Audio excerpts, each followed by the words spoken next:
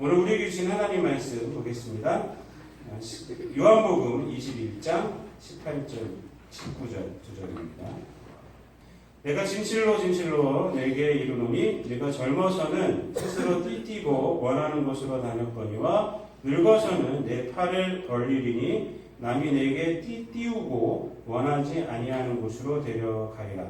이 말씀을 하시면 베드로가 어떠한 죽음으로 하나님께 영광을 돌릴 것을 가리키심이로라.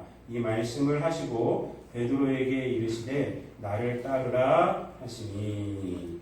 아멘. 할렐루야 찬양대에 찬양이 있겠습니다.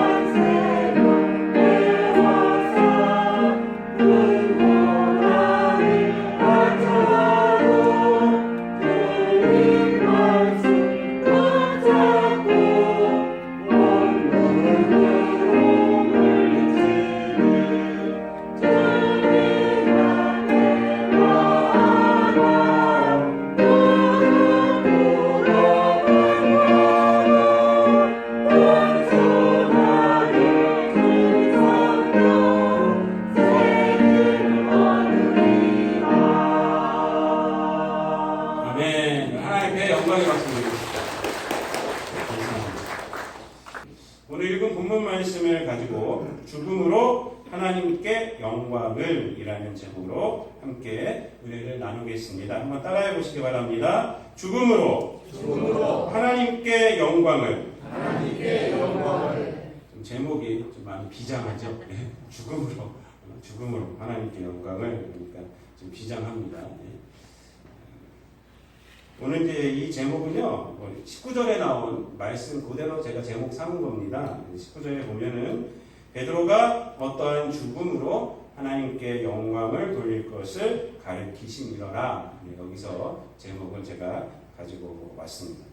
여러분, 죽음하면요, 우리들이 좀 떨리고 좀 꺼려합니다. 그렇죠? 그런데 인간의 삶에서 확실한 것들이 몇 가지가 있는데 이 죽음만큼 확실한 것이 없습니다. 그렇죠? 누구나 한번 태어나면 누구나 죽습니다. 누구나 죽어요. 이 죽음은요, 확실한 겁니다. 확실한 현상이에요. 모든 인간이 피할 수 없는 것이 바로 이 죽음이라는 것입니다. 세상에서의 살아가는 모습은 공평하지가 않아요. 그렇죠? 공평하지가 않습니다. 그렇지만 죽음은 모든 인간의 삶의 모습과 관계가 없이 공평하게 우리에게 다가오는 것이 죽음입니다. 장래의 모습은 틀릴 수가 있어요. 장래의 모습은. 그런데 생각해보면요, 어떤 사람은 화려하고 어떤 사람은 빈하게 장래가 치를지 모르지만 사실은요, 화려한 장래이면 장래일수록 사실은 더 비참한 거 아니겠습니까? 아무리 장래가 화려해도 살아날 수 없는 거잖아요. 그만큼 더 비참한 거예요. 죽은 자에게 무슨 화려함이 무슨 소용이 있겠습니까? 화려한 장면은요, 사실은 살아있는 자들에게는 의미가 있는 거예요. 살아있는 자들에게. 사람은 누구나 죽음을 두려워해요. 그래서 화려하게 해서라도 이런 것들을 좀 떨쳐내려고 하는 것 같아요. 죽음이라는 단어도 사람들은 금기시하지 않습니까? 죽음에 대해서 사용해야 할 때, 누가 죽었을 때, 그때도 죽었다 이렇게 직설적으로 말하지 않아요. 그렇죠? 뭐라고 말합니까? 돌아가셨다 또는 운명하셨다. 우리 이제 기독교에서 소천하셨다. 이렇게 말을 하지 않습니까? 그러니까 죽음을 두려워하기 때문에. 그래서 우리는 인간들 다 누구나 죽음을 두려워하기 때문에 그렇게 죽음이라는 단어도 돌려서 말하는 그런 지혜가 있는 것입니다. 죽음을 두려워하는 이유야 여러 가지가 있겠지만은 공통적으로 생각되는 것은 뭐냐면 죽음은 존재가 없어지는 거잖아요. 내 존재가 없어진다 생각을 합니다. 그리고 또 하나는 내가 지금까지 이룬 삶이 없어진다 라고 생각하기 때문에 죽음을 두려워하는 거예요. 즉 죽음은 삶을 삼켜버린다. 내 삶을 삼켜버린다. 내 삶을 지워버린다. 이렇게 생각하기 때문에 죽음이 두려운 거예요.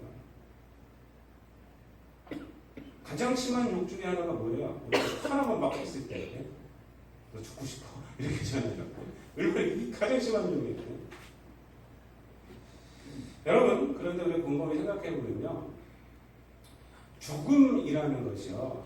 삶을 삼켜버리는, 삶을 지워버리는 것만은 아닙니다. 여러분. 죽음은 삶을 겸손하게 하고 또 인간으로 하여금 삶을 좀 진지하게 만드는 그러한 도구도 될 수가 있어요. 죽음이라는 것이. 그래서 좀 생각이 있는 사람들은 늘 죽음을 생각하며 살아갑니다. 여러분 메멘토 모리라는 얘기 아시죠?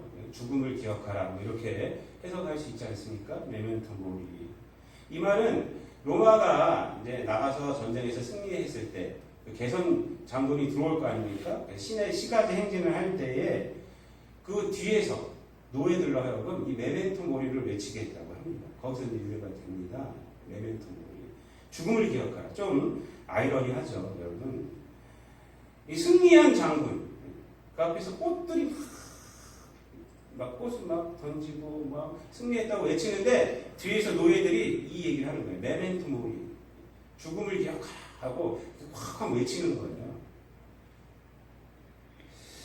죽음을 기억하라 라고 외치게 했던 이유야 여러 가지 의미가 있을 것입니다. 전쟁에서 죽은 부하들을 기억해라. 전쟁에서 죽은 네 동료들을 기억해라. 라는 그런 의미도 있을 테고요. 또는 다음 전쟁에서 네가 죽을 수도 있다. 그러니까 겸손해라. 이런 의미도 있을 거예요. 이 승리에 도치지 말고 너도 죽음을 맞이하게 되는 사람이다. 그러니까 너 겸손해라. 이런 의미도 있을 테고 또는 개선 장군이 너무 들떠가지고 있을까봐 너도 다음 전쟁에서 죽을 수 있으니까 지금부터 더 열심히 군사력을 더 키워야 한다라는 그런 정치적인 것으로 이렇게 사용했을 수도 있을 것이에요. 메멘토 모리. 하여튼 이 메멘토 모리라는 말은 뭐냐면 죽음을 통해서 우리가 겸손해져야 된다. 승리 위해서 너무 도취하지 말아라 라고 삶을 좀 진지하게 하는 그러한 작용이 있는 것입니다. 2011년 10월 5일에 고인이 된 애플사를 창업한 스티븐 잡스가요. 2005년 스탠포드 대학 졸업생들 앞에서 멋진 연설을 했습니다. 이 연설은요 굉장히 유명한 연설입니다. 그래서 영어를 공부하는 사람들이 이 연설문을 가지고 와서 굉장히 많이 연습을 많이 해요. 문장이 너무나도 주옥 같고 내용이 좋기 때문에 그렇습니다.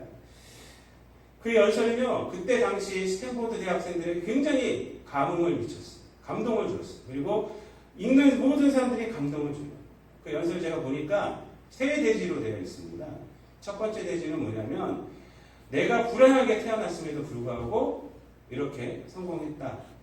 이런 것이고, 이 스티븐 잡스는 여러분들 아시겠지만은 미혼모에서 태어났어요. 아버지가 누군지 몰라요. 그리고 또 미혼모가 자기가 키운 것도 아니라 입양을 시켜요. 태어나서 입양을 시킵니다. 그래서 그런 데서 태어났어요. 하여튼 그런 얘기를 첫 번째 대지에서 하고요. 두 번째 대지에서는 어떤 얘기를 하냐면 자기가 실패했을 때 일어났다. 이 얘기를 합니다. 애플사를 창업해서 굉장히 잘 나가다가 애플사에서 쫓겨나요. 스티븐 잡스가. 이사회에서 쫓겨납니다. 쫓겨나서 그 픽셀이라는 그 회사하고 또 뭐 하나를 차리는데 그래서 다시 애플사에서 데리고 와요. 다시. 회사가 조립을 합니다. 그래서 다시 애플사로 들어가게 됩니다. 그래서 그 쫓겨나게 됐을 때, 실패했을 때 그때의 경험들. 그래서 쫓겨나지 않았으면은 내가 픽셀이라는 것도 창업하지 못했고 뭐 이런 얘기들을 합니다. 그래서 그 쫓겨났을 때, 실패했을 때 다시 일어나게 됐다. 그래서 굉장히 그 졸업생들에게 감동을 줍니다. 근데 사실 이 첫 번째와 두 번째보다도 이 연설문이 유명한 것은 뭐냐면 이 세 번째 대지 때문입니다. 세 번째 대지에서 어떤 것을 다루냐면 죽음을 다뤄요. 죽음. 이 연설을 할 때 스티븐 잡스가 췌장암에 걸려 있었어요. 췌장암에. 그래서 췌장암에 걸려서 치료받고 있던 때입니다. 그래서 이제 죽음에 대한 얘기를 자기가 아픈 얘기를 하면서 죽음에 대한 얘기를 합니다. 이 3대지를 제가 좀 간단하게 말씀드리면 이렇게 3대지에서 연설을 합니다. 자기는 17살 때 이런 문구를 읽었대요. 하루하루를 인생의 마지막 날처럼 산다면 언젠가는 바른 길에 서 있을 것이다. 이 글에 감명받은 이후에 50살이 되기까지 늘 거울을 보면서 자신에게 묻곤 했다고 해요. 오늘 내가 죽는다면 중요한 일이 무엇일까? 이렇게. 자기가 회사를 이렇게 운영해 나가면서도 오늘이 내 인생의 마지막 날이라면 무엇을 할까? 그러다 보니까 그래서 여러 가지 중요하지 않은 것이 나오면 그것이 계속 대답이 되어진다면 그런 것을 안 했다고 합니다. 중요한 것을 꼽아서 했다고 해요. 그래서 이 죽음에 대한 얘기를 합니다. 그리고 이런 얘기를 해요. 죽음 앞에서는 외부의 기대, 각종 자부심과 자만심, 또 수치스러움과 실패에 대한 두려움들은 모두 밑으로 가라앉고 오직 진실만이 남아있다라는 얘기를 해요. 그러니까 죽음에 대한 생각하면 자기가 자부했던 것도 아무것도 아니고요. 자기가 수치스럽게 생각했던 것도 아무것도 아니고 내가 인생에서 실패한 것도 아무것도 아니고 성공했다는 것도 아무것도 아니에요. 오직 중요한 것만 남아있기 때문이다. 죽음을 늘 생각하며 살아갔대요. 그러면서 이제 하는 말이 이런 얘기를 해요. 굉장히 금원적이고 명언적인 얘기를 합니다. 삶이 만든 최고의 작품이 죽음이다. 이런 얘기예요. 삶이 만든 최고의 작품이 죽음이다. Death is very likely the single best image of life. 제가 어저께 연습을 굉장히 많이 했어요. 이거 하려고 한번 제가 혼내보려고. This is likely the single best invention. 가장 유일한 최고의 인벤션, 작품, 발명품이다. of life. 삶에서. 이런 얘기를 합니다. 죽음은 삶이 만든 유일한 최고의 작품이다. 이 얘기를 탁 합니다. 제가 사실은 이 스티븐 잡스의 이 연설을 찾아보게 된 것이 이 금원 때문이에요. 이 말들. 이 말이 너무 멋있는 거예요. 그래서 그거 다 읽어봤죠, 제가. 그런데 이 죽음은 삶이 만든 유일한 최고의 작품이라는 말은 공감이 되는데 스티븐 잡스의 연설의 내용하고 좀 안 맞더라고요. 제가 보니까. 죽음에 대해서 말하는데. 왜냐하면 죽음을 생각하며 삶에서 선택을 하였다는 늘 오늘 하루 내가 마지막 날이라면 뭘 할까 하면서 선택을 하면서 살았잖아요. 그러면서 회사를 키우고 그런 성공을 했다는 거 아닙니까? 그래서 죽음은 삶이 만든 최고의 작품이 아니라 제가 봤을 때는 물론 그 의미도 이제 깊이 묵상함이 있을 수도 있겠지만은 삶이 죽음이 만든 작품 같아요. 그렇죠? 늘 죽음을 생각하면서 하루하루를 살아갔으니까 그 죽음이라는 생각이 그의 삶을 만들었다. 이렇게 생각이 돼요. 근데 제가 이 죽음이 죽음은 삶이 만든 최고의 유일한 작품이란 말을 제가 딱 눈에 띄게 된 것은 왜 그러냐면 오늘 본문 말씀 때문에 그렇습니다. 오늘 본문 말씀은요, 이 말이 딱 맞아요. 딱 맞아요.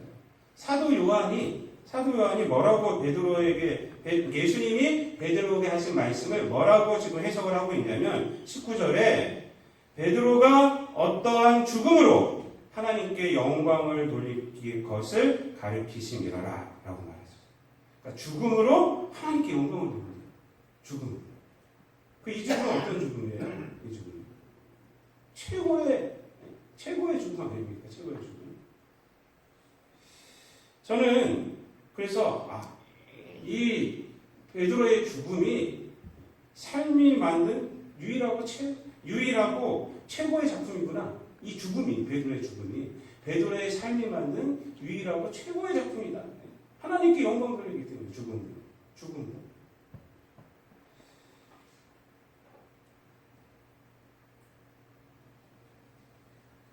여러분, 사도 요한이 이 19절 말씀을 하는 것을 보면은 베드로의 죽음을 이 사도 요한이 이미 인식을 하고 있는 상태입니다. 무슨 얘기냐면은 이 요한복음 자체가 AD 한 90년경에 지어졌습니다. 그때는 이미 사도 요한이 순교하고 난 이후예요. 그래서 이 19절 말씀은요, 이 예수님의 말씀을 해석한 것이라기보다는 이 사도 요한이 이미 경험한 거예요. 베드로가 죽은 이후의 것을 지금 적고 있는 거예요. 그래서 19절 말씀은 역사적 사실을 적어놓은 거예요. 역사적 사실. 그러니까 사도 요한이 예수님이 이 말씀을 했을 때 베드로가 이렇게 해서 죽을 것이구나 라는 걸 인식했는지 어쨌는지는 모르겠어요. 그 성경에 없으니까. 사실은 뭐냐면, 우리가 인식할 수 있는 것은 뭐냐면, 이 사도 요한이 베드로가 죽은 이후에, 순교한 이후에 이 말씀을 이제 적은 것이라는 거예요. 그러니까 역사적 사실을 적은 거예요. 역사적 사실.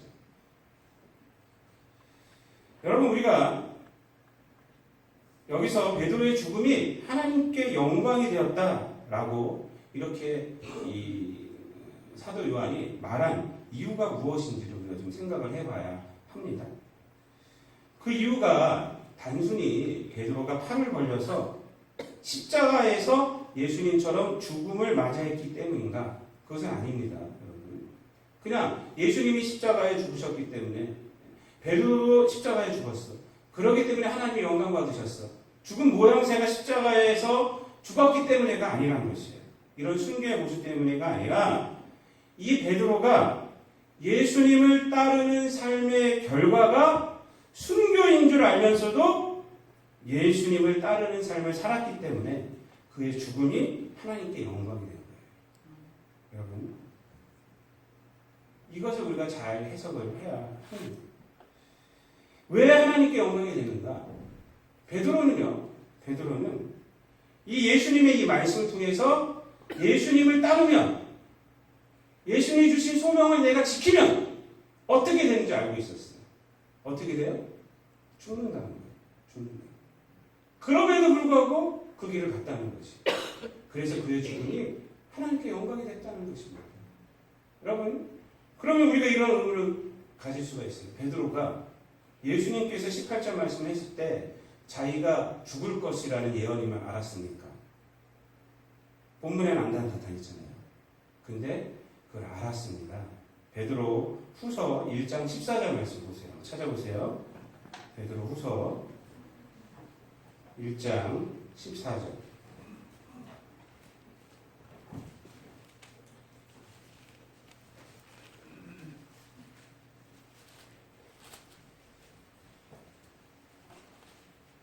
한번 다 같이 한 목소리 읽겠습니다. 시작. 이는 우리 주 예수 그리스도께서 내게 지시하신 것 같이 나도 나의 장막을 벗어날 것이 임박한 줄 아니라. 아멘. 여러분, 베드로가 자기 죽을 것을 알았어요. 이때 시대에. 우리가 감옥에 들어가고 죽을 것을 알게 될 것이 아닙니까? 근데 이 14절에서 뭐라고 말하고 있어요? 우리 주 예수 그리스도께서 내게 지시하신 것 같이 라고 말하고 있어요. 우리 주님 예수 그리스도께서 내게 지시하신 것 같이 라고 말하고 있어요. 나도 나의 장막을 벗어날 것이 임박한 줄을 알리라 라고 말합니다. 즉 베드로는 예수님을 따르면 죽을 것을 알았어요. 소명을 가지면 내 양을 치라, 내 양을 먹여라 이것을 하면은 죽을 것을 알았단 말이에요. 그럼에도 불구하고 그 길을 갔다는 것입니다. 이런 삶이기 때문에 그의 죽음은 하나님께 영광을 돌릴 수 있었던 것입니다. 여러분 스티븐 잡스하고 완전히 틀립니다. 왜냐하면 스티븐 잡스는 죽음이라는 것을 생각하며 삶의 중요한 선택을 하여 이 세상에서 성공을 이루었어요. 베드로는 그런데 주님의 소명을 감당하는 것의 결과가 죽음인 줄 알면서도 그 죽음을 피하지 않고 소명으로 삶을 살아서 헛된 죽음이 아닌 죽음으로 하나님께 영광을 돌렸다. 이게 완전히 틀린 거예요. 이 차이라는 것이 굉장히 중요합니다. 기독교인의 삶의 목표는요, 결코 이 세상에서의 성공이 아닙니다. 이 세상에서 하나님의 뜻을 드러내고 이 땅에 임한 하나님의 나라를 살아내는 것이 기독교인의 삶의 목표예요. 그것이 목표예요. 여러분, 죽음을 통해서 사람이 깊어질 수 있어요. 죽음을 통해서 뭔가 이 세상에서 철학적으로 살아갈 수도 있습니다. 사실은 근데 이런 사람도 드물어요. 죽음을 일부러 생각 안 하고요. 죽음이 앞두고 있을 때 아주 자기의 뭔가 죄를 다 드러내는 사람들이 더 많아요. 사실 이제 내일모레 죽을 것인데 뭐 하면서 2판, 4판, 공사판이다 하면서 막 이런 사람이 더 많아요. 스티븐 잡스 같은 사람도 드물어요. 죽음이라고 생각하면서 삶을 깊이 있는 거. 그러나 기독교인에게서 죽음의 인식은요, 그런 것도 아니란 말이에요. 그보다 더 깊은 거예요. 세상의 성공을 위한 것이 아닙니다. 기독교인에게 죽음, 그것은 뭐냐면 죽음 자체로 하나님 앞에 영광이 되는 것이에요. 영광. 왠지 아십니까? 그 이유는 기독교인에게 있어 죽음은 삶의 결말이 아니라 삶의 한 부분이기 때문에 그렇습니다. 삶의 한 부분이에요. 죽음은요. 우리 살아있을 때만 하나님께 영광 돌린다고 그러잖아요. 그런데 죽음도 하나님께 영광 돌리는 거예요. 이 부분이에요. 왜 그렇습니까? 우리에게는 예수 그리스도의 부활로 인한 소망이 있고 그분의 십자가로 주어진 영생이 있기 때문에 그렇습니다. 영생이. 여러분, 우리들의 삶은요, 죽음으로 끝나는 것이 아니에요. 영원한 삶 가운데 죽음이 하나 있는 거예요. 그래서 그 죽음이 하나님께 영광이 되는 거예요. 죽음이. 여러분, 예수님은 십자가에 죽으시면서 뭐라고 말씀하셨죠? 요한복음 19장 30절에 보면은 다 이루었다 이렇게 했어요. 다 이루었다. 예수님의 죽으심은요, 허탄한 죽음이 아니었어요. 하나님의 뜻을 이루는 죽음이었고 또 죽어있는 우리들을 구원하는 생명의 죽음이었어요. 생명의 죽음.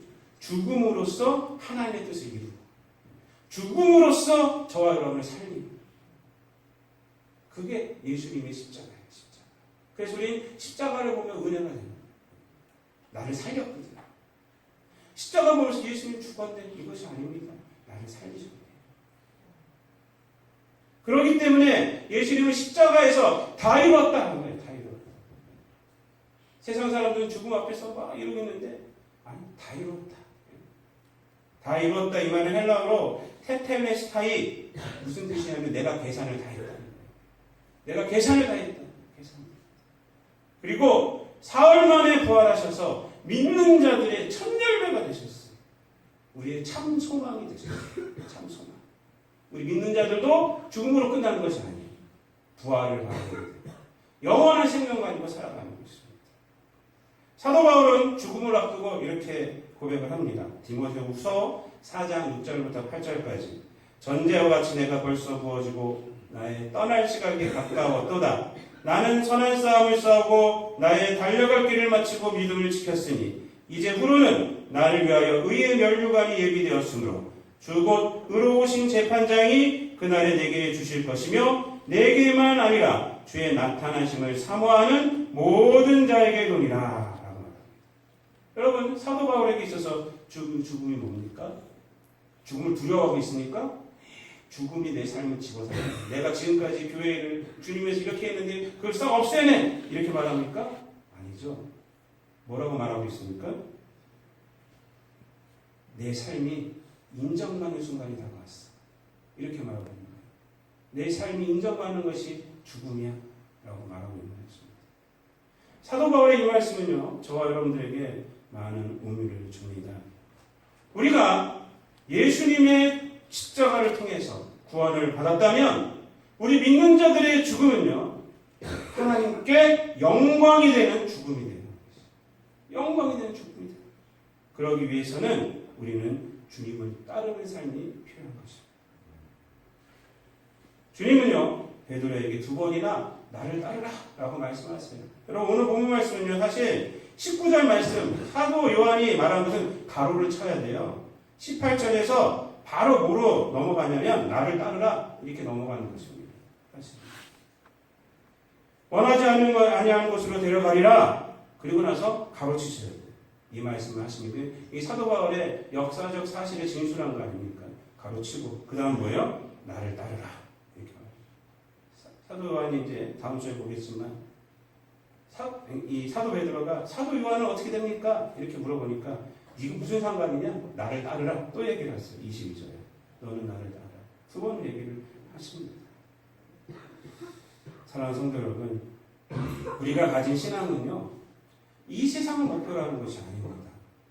이 세상에서 하나님의 뜻을 드러내는 것이고 이 세상에 임한 하나님의 나라를 사는 것이에요. 우리의 신앙은 영원한 생명을 가진 자로서의 삶을 드러내는 것이 신앙생활이에요. 우리 영원한 생명을 가지고 있잖아요. 말로만 갖고 있어요. 여러분 부활하지 않습니까? 우리는 부활합니다. 죽음은 한순간이에요. 그냥. 그러므로 이 땅 가운데서 그 영원한 생명을 믿고 주님이 오시는 날 나도 주님처럼 부활한다라는 믿음으로 어떻게 살아가는 거예요? 하나님의 뜻 가운데 살아가는 거예요. 주님을 따르며 살아가는 것입니다. 그러므로 성도의 죽음은 우리 삶의 인정이요 하나님께 영광이 되는 거예요. 성도의 죽음은 우리 삶이 인정받는 거예요. 사도가 그렇죠. 그리고 하나님께 영광이 됩니다. 시편 116편 15절에서는 이렇게 말을 하죠. 그의 경건한 자들의 죽음은 여호와께서 보시기에 귀중한 것이었다. 이렇게 말합니다. 옛날 성경에는 성도의 죽음을이라고 해요. 성도의 죽음은 여호와께서 보시기에 귀중한 거예요. 귀중한 거. 사랑하는 성도 여러분, 죽음을 두려워하지 마시기 바랍니다. 우리는 뭘 두려워하는 사람이에요? 삶을 두려워하는 거예요. 이 삶 가운데서 내가 이 살아있는 생명 가운데서 영생의 삶을 살아가지 못하고 늘 세상과 타협하지 않는가. 그것을 두려워해야 돼요.